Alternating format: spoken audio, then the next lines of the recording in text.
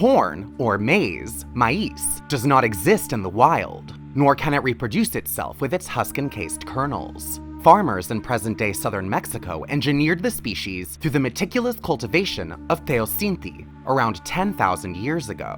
The Maya traditionally grow maize in milpas, fields sown with a cornucopia of native crops like avocados, squash, beans, melons, tomatoes, chiles, and sweet potatoes. This holistic foil to modern-day monoculture not only yields a higher output of nutritionally denser produce per acre, but ensures the vitality of the soil, with some milpas having operated for 4,000 years straight. The start of large-scale land clearing for milpas around 1800 BCE mirrors the emergence of the Olmec, the first great Mesoamerican civilization. They wrote their own histories in their own written languages on fig tree bark paper, fashioned 3 calendars, including a 365-day secular calendar more accurate than the Gregorian, and discovered 0 by at least 36 BCE.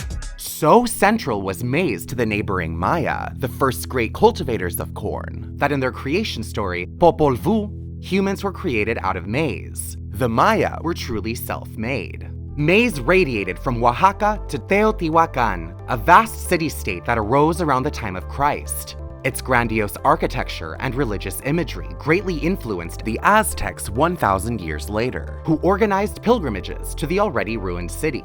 We then follow maize to the Sonoran Desert. From 900 to 1450 CE, Hohokam people built an 800-mile canal system lined with clay, watering vast maize fields flanked by multi-story buildings and ball courts evoking the Maya.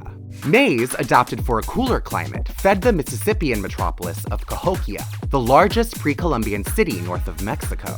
By the 12th century, irrigation and transportation canals encircled plazas and 120 artificial earthworks, Monk's Mound being larger at its base than the Great Pyramid of Giza.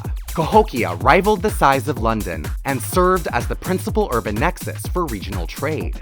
With its collapse in the 14th century due to floods, deforestation, earthquakes, and subsequent unrest, so disappeared its true name. Cahokia refers to a people who moved to the area much later. The spread of maize across North and South America highlights millennia of pre-Columbian trade and cultural networks, connecting a continent on the move, a movement now inhibited by militarized borders. So how do we go from maize to high-fructose corn syrup? Well, let's talk about the history of the United States of America.